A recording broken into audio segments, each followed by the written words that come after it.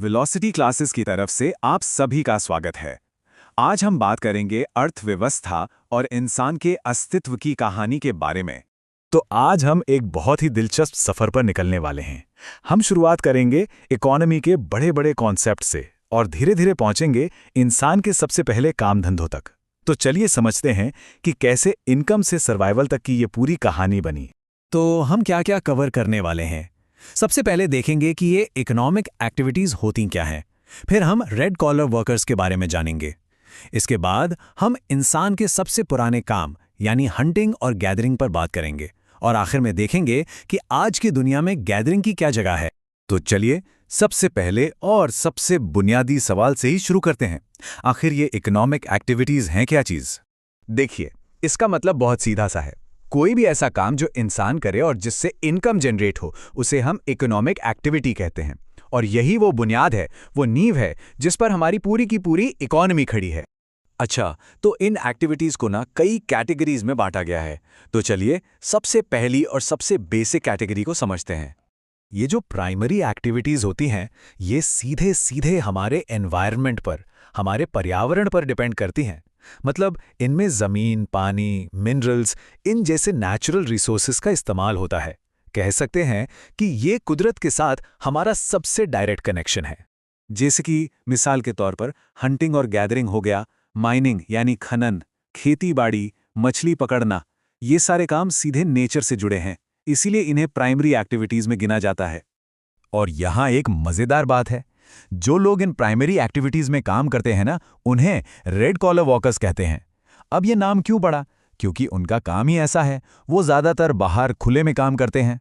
तो चलिए अब टाइम में और भी पीछे चलते हैं, उन दो कामों की तरफ जहां से इंसानों का इकोनॉमिक सफर असल में शुरू हुआ था। और ये काम अक्सर दुनिया के सबसे मुश्किल, सबसे हार्श क्लाइमेट में किए जाते थे। हंटिंग और गैदरिंग, इन्हें सिर्फ एक इकोनॉमिक एक्टिविटी कहना मतलब सही नहीं होगा। ये तो इंसान के सबसे पुराने प्रोफेशन है, सबसे पुराने काम हैं। सच पूछिए तो इंसान के सर्वाइवल की असली नींव यही है। तो इन दोनों में यानी शिकार और संग्रहण में क्या कुछ कॉमन था और क्या अलग था? चलिए एक छोटा सा कंपैरिजन करके देखते हैं। तो देखिए, दोनों में ही काफी बड़े इलाके की जरूरत पड़ती थी और टेक्नोलॉजी तो समझिए ना के बराबर थी। लेकिन यहां जो सबसे जरूरी पॉइंट है वो है सरप्लस का। इन दोनों ही कामों में कोई सरप्लस, कोई अधिशेष नहीं होता था। मतलब जितना कमाया या इकट्ठा किया, बस उसी से रोज का गुजारा चल रहा है। भविष्य के लिए कुछ भी जमा नहीं हो पाता था। चलिए अब अपने आखिरी सेक्शन की तरफ बढ़ते हैं। एक सवाल उठता है, क्या गैदरिंग, जो इंसान का इतना पुराना काम है, वो आज भी होता है? तो जवाब है जी हां, बिल्कुल होता है। और सिर्फ होता ही नहीं, बल्कि ये समय के साथ बदला भी है, इवॉल्व भी हुआ है। मतलब आज के टाइम में गैदरिंग सिर्फ पेट भरने के लिए नहीं होती, अब ये मार्केट ओरिएंटेड हो गई है, कमर्शियल हो गई है। इसका मतलब है कि लोग चीजें इकट्ठा करते हैं और फिर उन्हें बाजार में बेचते हैं। तो सवाल है, ये होता कहां कहां है? अगर हम हाई लैटिट्यूड जोन्स यानी ठंडे इलाकों की बात करें तो नॉर्दर्न कनाडा, नॉर्दर्न यूरेशिया और सदर्न चिली जैसी जगहों पर आज भी गैदरिंग प्रैक्टिस की जाती है। और ऐसा नहीं है कि ये सिर्फ ठंडी जगहों पर होता है। लो लैटिट्यूड जोन्स यानी गर्म इलाकों में भी ये जारी है, जैसे कि Amazon basin, tropical Africa, Australia का नॉर्दर्न किनारा और साउथ ईस्ट एशिया के अंदरूनी हिस्सों में। यहाँ भी गैदरिंग एक बहुत ज़रूरी एक्टिविटी है। ये सारी बातें हमें एक बहुत ही दिलचस्प फ्रेज पर ले आती हैं, फ्लाई योर ओन वे, मतलब अपना रास्ता खुद बनाओ। शायद ये इंसानी फितरत को ही दिखाता है कि हम किसी भी हाल में ढल जाते हैं और जिंदा रहने का अपना तरीका ढूंढ ही लेते हैं। और ये पूरा सफ़र हमें एक बहुत बड़े सवाल के साथ छोड़ जाता है। अगर इंसान के इन सबसे पुराने कामों में कोई सरप्लस ही नहीं था, तो फिर सिविलाइजेशन यानी कि सभ्यताओं की शुरुआत कैसे हुई? आखिर ऐसा क्या बदला होगा जिसकी वजह से ये सब मुमकिन हुआ? इस पर जरूर सोचिएगा। तो चलिए बात करते हैं पशुचारण की। ये एक ऐसी प्रथा है जो हजारों हजारों साल पुरानी है। इसने हमारी पूरी सभ्यता को, अब कह सकते हैं, एक आकार दिया है। अब ये सिर्फ जानवरों को पालने का एक तरीका नहीं है, नहीं, ये तो एक पूरी की पूरी जीवन शैली है। पर सोचिए, क्या होता है जब ये प्राचीन दुनिया आज की मॉडर्न दुनिया से, उसकी सीमाओं से, उसके नए नए नियमों से टकराती है? आइए आज इसी सवाल का जवाब ढूंढने की कोशिश करते हैं। जरा सोचिए, शुरुआती दौर के इंसानों के बारे में। उनका जीवन कैसा था? पूरी तरह से शिकार और कंदमूल इकट्ठा करने पर टिका हुआ था। लेकिन क्या होता था जब शिकार मिलता ही नहीं था या फिर मौसम अचानक बदल जाता? उनके सामने एक बहुत बड़ा सवाल खड़ा हो जाता था। अब क्या करें? गुजारा कैसे होगा? तो बहुत जल्द ही ये बात साफ हो गई कि सिर्फ शिकार और चीजें इकट्ठा करने के भरोसे एक स्टेबल लाइफ, एक स्थिर जीवन जीना, ये तो मुमकिन नहीं है। तो इस प्रॉब्लम का सल्यूशन क्या था? इसका सल्यूशन एक ऐसा आइडिया था जिसने सचमुच सभ्यता की दिशा ही बदल दी। और वो आइडिया था जानवरों को पालतू बनाने का, ताकि खाने का एक भरोसेमंद सोर्स हमेशा पास में रहे। तो आज हम क्या क्या देखने वाले हैं? सबसे पहले हम शिकारी से चरवाहा बनने के उस सफर को समझेंगे। फिर देखेंगे कि पशुचारण असल में होता क्या है। इसके बाद इसकी 2 अलग-अलग दुनियाओं के बारे में बात करेंगे। ये कहाँ-कहाँ फैला है ये देखेंगे। और आखिर में सबसे जरूरी सवाल कि ये प्राचीन जीवन शैली आज सिकुड़ क्यों रही है। ओके, तो किसी भी चीज को गहराई से समझने के लिए उसकी बुनियाद को पकड़ना बहुत जरूरी है ना? तो चलिए सबसे पहले पशुचारण की कुछ बेसिक डेफिनेशन से ही शुरू करते हैं। तो सबसे पहले पशुचारण क्या है ये? इसकी सबसे सिंपल डेफिनेशन है, ये एक इकोनॉमिक एक्टिविटी है जो जानवरों के पालन पोषण पर आधारित है।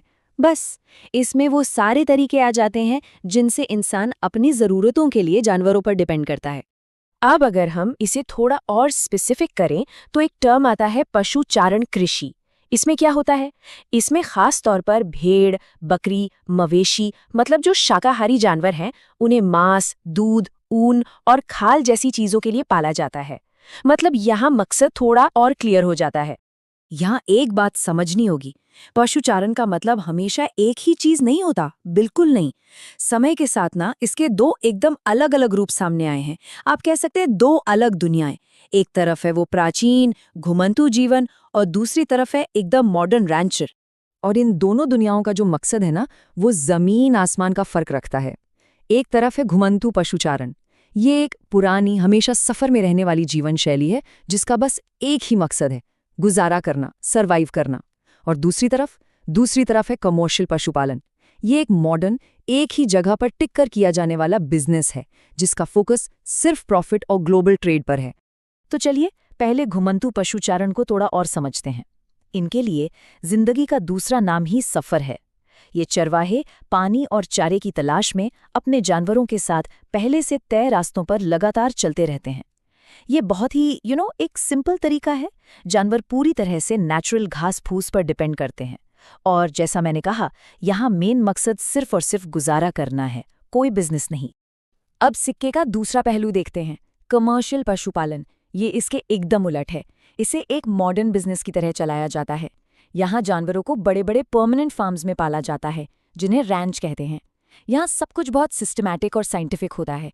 जानवरों की ब्रीड सुधारने से लेकर बीमारियों पर कंट्रोल, उनकी हेल्थ का पूरा ध्यान, सब कुछ। और आखिर में जो प्रोडक्ट्स होते हैं उन्हें भी साइंटिफिक तरीके से प्रोसेस करके पैक करके पूरी दुनिया में एक्सपोर्ट किया जाता है। तो अगर हम दोनों को आमने सामने रखें तो फर्क बिल्कुल साफ है। एक तरफ है मूवमेंट, दूसरी तरफ स्टेबिलिटी। एक में नेचुरल केयर, दूसरे में साइंटिफिक। एक का मकसद है सर्वाइवल, दूसरे का मकसद है ट्रेड। ये सच में पशुचारण की 2 बिल्कुल अलग अलग दुनियाएं हैं। ठीक है, तो अब हम इन दोनों तरीकों को समझ गए हैं। अब सवाल ये है कि ये जो घुमंतू जीवन शैली है, ये आज दुनिया में हमें कहाँ-कहाँ देखने को मिलती है। चलिए जरा दुनिया के नक्शे पर एक नज़र डालते हैं। तो ये जो घुमंतू पशुचारण है, ये दुनिया में आपको 3 खास इलाकों में मिलेगा। जो सबसे बड़ा रीजन है वो एक तरह से एक लंबी बेल्ट की तरह है, जो नॉर्थ अफ्रीका के अटलांटिक कोस्ट से शुरू होकर अरेबियन पेनिनसुला को पार करते हुए सीधा मंगोलिया तक जाता है। इसके अलावा दूसरा इलाका है यूरेशिया का ठंडा टुंड्रा रीजन और तीसरा साउथ वेस्ट अफ्रीका और मेडागास्कर आइलैंड में। अब इन घुमंतू लोगों का जो मौसम के हिसाब से आना जाना होता है ना, इसके लिए एक खास शब्द है। इसे कहते हैं ट्रांस ह्यूमन्स। इसका सीधा सा मतलब है मौसम के हिसाब से अपने जानवरों को लेकर पहाड़ों और मैदानी इलाकों के बीच माइग्रेट करना। और इसका लॉजिक बहुत सिंपल है और पूरी तरह से नेचर के साथ जुड़ा हुआ है। देखिए गर्मियों में क्या होता है, पहाड़ों पर बर्फ पिघलती है, हरी भरी घास उगती है। तो ये चरवाहे अपने जानवरों के साथ मैदानों से ऊपर पहाड़ों पर चले जाते हैं और फिर जब सर्दियां आती हैं, पहाड़ बर्फ से ढक जाते हैं, तो वो वापस नीचे मैदानी इलाकों में आ जाते हैं। सिंपल। और इसका एक बेहतरीन एग्जाम्पल तो हमारे अपने देश में हिमालय के इलाकों में देखने को मिलता है। गुज्जर, बकरवाल, गद्दी, ये ऐसे समुदाय हैं जो सदियों से पीढ़ी दर पीढ़ी ट्रांसह्यूमन्स की इसी प्रथा को निभाते आ रहे हैं। ये उनके कल्चर का, उनकी जिंदगी का एक बहुत जरूरी हिस्सा है। लेकिन अब इस कहानी में एक थोड़ा चिंताजनक मोड़ आता है। ये जो हजारों साल पुरानी जीवन शैली है ना, ये आज बहुत ज्यादा दबाव में है और इनकी दुनिया लगातार सिकुड़ती जा रही है। और ये एक कड़वी सच्चाई है। आज दुनिया भर में जो घुमंतू चरवाहे हैं, उनकी संख्या कम हो रही है, लगातार कम हो रही है। और जो इलाके थे उनके घूमने फिरने के, वो भी अब पहले से बहुत ज्यादा सिकुड़ गए हैं। तो सवाल सीधा है, ऐसा हो क्यों रहा है? जो प्रथा हजारों साल से बिना किसी दिक्कत के चली आ रही थी, वो आज अचानक से खतरे में क्यों है? इसके पीछे मोटे तौर पर 2 मॉडर्न कारण हैं। पहला है नई पॉलिटिकल बाउंड्रीज का बनना, मतलब देशों ने अपने अपने बॉर्डर बना दिए। अब इससे क्या हुआ? चरवाहों के जो सदियों पुराने रास्ते थे, वो रातों रात बंद हो गए। और दूसरा कारण है सरकार की नई नई सेटलमेंट स्कीम्स, जो उनके चराई के इलाकों को ही खत्म कर रही हैं और उन्हें एक जगह बसने के लिए मजबूर कर रही हैं। और ये सब हमें एक बहुत गहरे सवाल के साथ छोड़ जाता है। सोचिए जरा, जब एक सदियों पुराना रास्ता सिर्फ एक देश की सीमा बनकर रह जाता है, तो क्या सिर्फ एक रास्ता बंद होता है, या उसके साथ साथ एक पूरी संस्कृति, जीने का एक अनूठा तरीका और प्रकृति के साथ बैलेंस बनाने का वो हजारों साल पुराना ज्ञान, क्या वो सब भी हमेशा के लिए खो जाता है? ये एक ऐसा सवाल है जिस पे हम सबको सोचने की जरूरत है। कभी सोचा है कि हमारी प्लेट में जो खाना होता है वो असल में आता कहाँ से है? सवाल तो बड़ा सीधा सा है, लेकिन इसका जवाब एक बहुत ही दिलचस्प और लंबी चौड़ी कहानी सुनाता है। तो आज हम खेतीबाड़ी के इसी सफर पर निकलेंगे और देखेंगे कि खाना उगाने के हमारे तौर तरीके कैसे बदले और विकसित हुए हैं। तो चलिए बिल्कुल जड़ से शुरू करते हैं। ये जो शब्द है ना, एग्रीकल्चर, ये लैटिन के 2 शब्दों से बना है। एगर यानी मिट्टी और कल्चर यानी खेती। तो मतलब सीधा साधा है, ये फसल उगाने और जानवरों को पालने के लिए जमीन जोतने का हुनर भी है और विज्ञान भी। अब देखिए, खेती की ना 2 बिल्कुल अलग अलग दुनियाएं हैं। एक तरफ है निर्वाह कृषि यानी गुजारे के लिए खेती, जहां किसान का सारा ध्यान बस अपने परिवार का पेट पालने पर होता है। और दूसरी तरफ है कमर्शियल खेती, जो कि एक बहुत बड़ा बिजनेस है, जहां फसलें मुनाफे के लिए बाजार में बेची जाती हैं। आज हमारी सारी बातचीत इन्हीं 2 तरीकों के इर्द गिर्द घूमेगी। आज हम 4 मुख्य पड़ावों से गुजरेंगे। पहले देखेंगे परिवार के लिए खेती, फिर बाजार के लिए खेती, उसके बाद कुछ खास तरह की मॉडर्न खेती, और आखिर में जानेंगे कि खेतों को ऑर्गेनाइज करने के क्या-क्या तरीके होते हैं। तो चलिए अपने सफर के पहले हिस्से पर चलते हैं, परिवार के लिए खेती। ये वो सिस्टम है जहां मकसद मुनाफा कमाना नहीं, बल्कि किसी तरह गुजारा करना है, जहां आत्मनिर्भरता ही सबसे बड़ी कामयाबी है। इसमें सबसे बुनियादी तरीका है आदिम निर्वाहक कृषि। सोचिए, जमीन का एक छोटा सा टुकड़ा, कुदाल और दाव जैसे पुराने धुराने औजार, और मेहनत करने वाले कौन? पूरा का पूरा परिवार या समुदाय। ये खेती पूरी तरह से मौसम के भरोसे होती है, बारिश और जमीन की कुदरती उपजाऊ शक्ति पर। इसका एक बहुत ही जाना माना तरीका है स्लैश एंड बर्न। अब ये काम कैसे करता है? किसान जंगल के एक हिस्से को साफ करते हैं, पेड़ों और झाड़ियों को जला देते हैं, और जो राख बचती है उसे खाद की तरह मिट्टी में मिला देते हैं। कुछ साल खेती करने के बाद जब मिट्टी का दम निकल जाता है, तो वो उस जमीन को छोड़कर आगे बढ़ जाते हैं, और ये साइकिल फिर से शुरू हो जाती है। मजे की बात यह है कि ये तरीका दुनिया भर में अपनाया जाता है, बस नाम अलग अलग हैं। जैसे भारत के नॉर्थ ईस्ट में इसे झूमिंग कहते हैं, मेक्सिको में मिल्पा, इंडोनेशिया और मलेशिया में लदांग, और ब्राजील में रोका। ये दिखाता है कि कैसे एक ही आइडिया अलग अलग कल्चर में अपनी जगह बना लेता है। लेकिन उन जगहों का क्या जहां आबादी बहुत घनी है और जमीन कम? वहां होती है गहन निर्वाह कृषि। इसके भी 2 रूप हैं, एक जहां खूब बारिश होती है और चावल ही सब कुछ है, और दूसरा जहां पानी कम है, वहां गेहूं और सोयाबीन जैसी फसलें उगाई जाती हैं। ठीक है, तो अब तक हमने देखा कि गुजारे के लिए खेती कैसे होती है। अब कहानी का रुख मोड़ते हैं और चलते हैं उस दुनिया में जहां खेती एक बिजनेस है, एक ऐसा बिजनेस जिसने हमारी दुनिया का नक्शा ही बदल दिया। कमर्शियल एग्रीकल्चर का फंडा एकदम क्लियर है, जो भी उगाओ बाजार में बेचने के लिए उगाओ। यहाँ खेती बड़े बड़े मशीनों से होती है और ज़्यादा से ज़्यादा पैदावार के लिए हाई यील्डिंग बीज, केमिकल फर्टिलाइजर्स और कीटनाशकों का जमकर इस्तेमाल होता है। इसका एक बहुत बड़ा और असरदार रूप है बागान कृषि। जरा सोचिए, एक बहुत बड़ा खेत जहां तक नजर जाए और वहां सिर्फ एक ही कैश क्रॉप जैसे चाय, कॉफी या रबर उगी हो। इस सिस्टम को यूरोपियन लोगों ने अपनी कॉलोनियों में मुनाफे के लिए शुरू किया था और इसमें पैसा और मेहनत दोनों बहुत लगते हैं। ये स्लाइड दिखाती है कि कैसे औपनिवेशिक ताकतों ने इस सिस्टम का पूरा फायदा उठाया।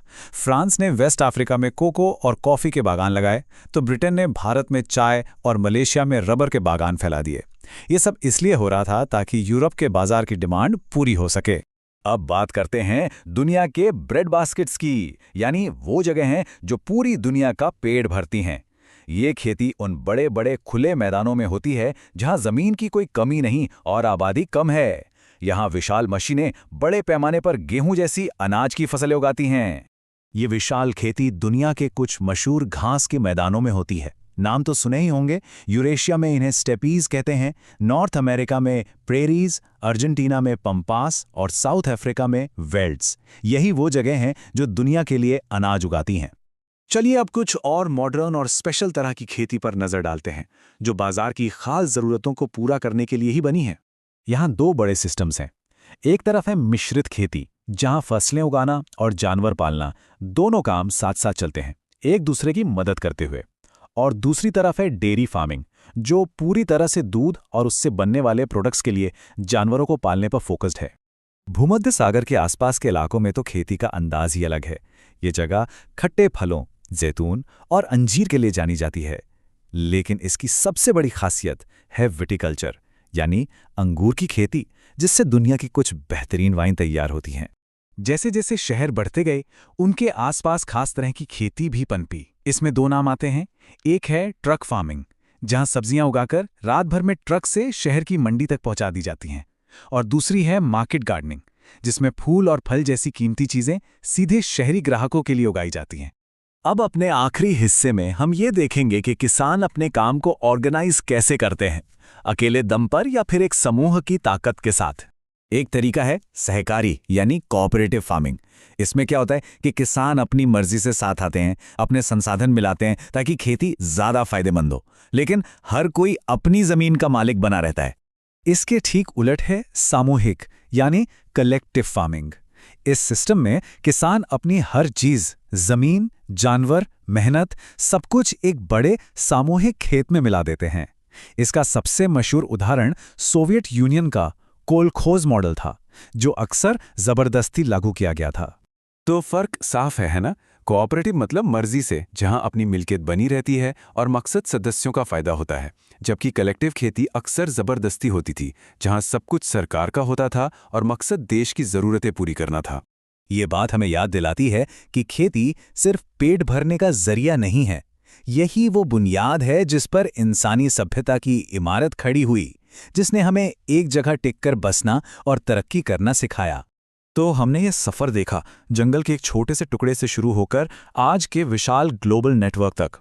ये अलग अलग सिस्टम मिलकर आज दुनिया का पेट भर रहे हैं। लेकिन सोचने वाली बात यह है कि आने वाले कल में एक बढ़ती हुई दुनिया का पेट भरने के लिए हमें किन नए और बेहतर तरीकों को अपनाना होगा। क्या कभी सोचा है कि हमारा स्मार्टफोन आखिर काम कैसे करता है, या फिर हमारी कार कैसे चलती है? भाई, इसका जवाब ना जमीन के ठीक नीचे छिपा है। तो आज हम खनन यानी माइनिंग की दुनिया में गहराई से उतरने वाले हैं। एक ऐसी प्रैक्टिस जो सदियों से चली आ रही है और जिसने हमारी आज की दुनिया को आज की दुनिया बनाया है। देखिए, इंसान के विकास की कहानी ना असल में खनिजों में ही लिखी हुई है। हम जो भी तरक्की कर पाए वो सीधी सीधी इस बात से जुड़ी थी कि हम धरती से क्या और कैसे निकाल सकते थे।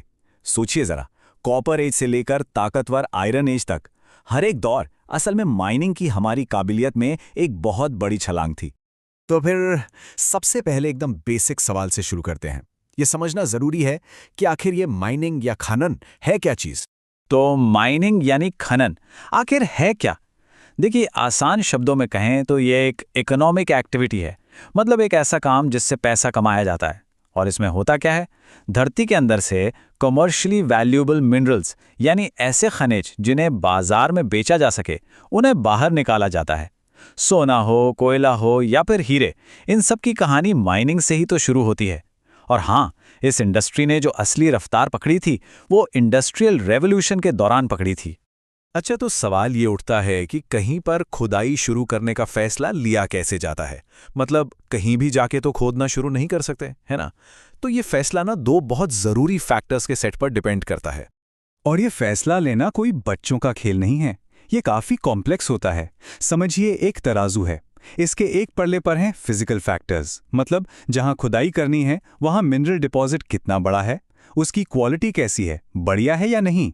और दूसरे पल्ले पर हैं इकोनॉमिक फैक्टर्स, यानी बाजार में उस मिनरल की डिमांड है भी या नहीं, क्या हमारे पास उसे निकालने की टेक्नोलॉजी मौजूद है, और सबसे जरूरी, क्या ये सब करने में जो खर्चा आएगा वो मुनाफे से कम होगा।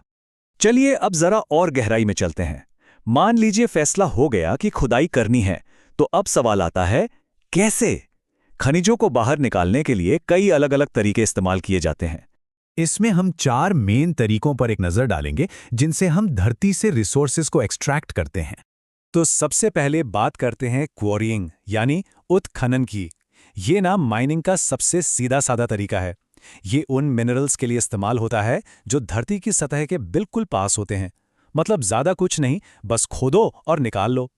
इसके बाद आता है ड्रिलिंग, जब हमें पेट्रोलियम या नेचुरल गैस जैसे रिसोर्सेज तक पहुंचना होता है जो कि जमीन में बहुत बहुत गहराई में दबे होते हैं, तब ड्रिलिंग के जरिए धरती में गहरे छेद करके उन्हें निकाला जाता है। ठीक है, अब जरा सॉलिड ओर्स यानी ठोस अयस्कों की बात करते हैं। इनको निकालने के लिए 2 मेन तरह की माइनिंग होती हैं। अब हम इन दोनों पर फोकस करेंगे और देखेंगे कि ये एक दूसरे से कितने अलग हैं।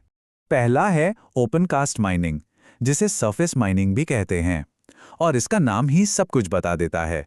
इसमें जमीन की ऊपरी परत को हटाकर खुले में खुदाई की जाती है। इसमें कोई गहरी सुरंगें या शाफ्ट बनाने की जरूरत नहीं पड़ती। अब इसके फायदे क्या हैं? सबसे बड़ा फायदा तो ये है कि यह माइनिंग का सबसे आसान और सबसे सस्ता तरीका है, और इसमें बड़ी बड़ी मशीनों का इस्तेमाल होता है जिससे बहुत तेजी से और बहुत ज्यादा मात्रा में प्रोडक्शन होता है।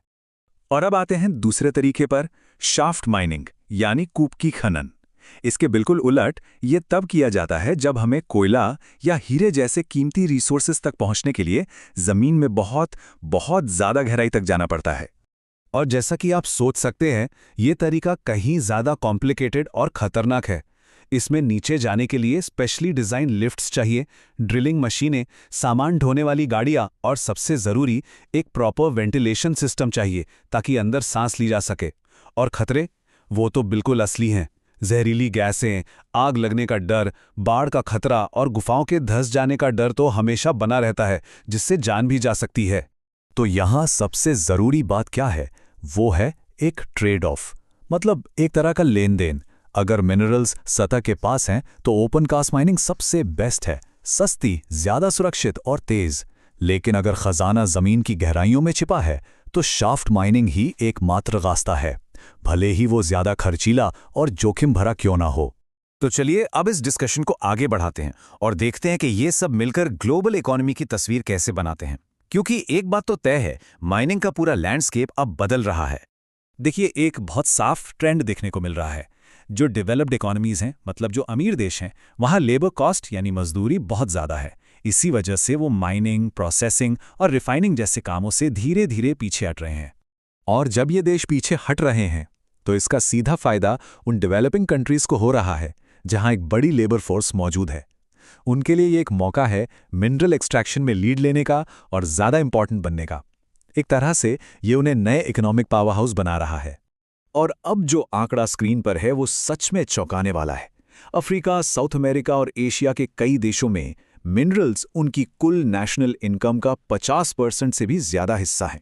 जरा सोचिए, इससे पता चलता है कि माइनिंग का इकोनॉमिक इम्पैक्ट कितना कितना जबरदस्त है। और ये सब हमें एक बहुत ही जरूरी सवाल पर लाकर खड़ा कर देता है। खनिजों पर हमारी ये जो ग्लोबल डिपेंडेंसी है, इसकी असली कीमत क्या है?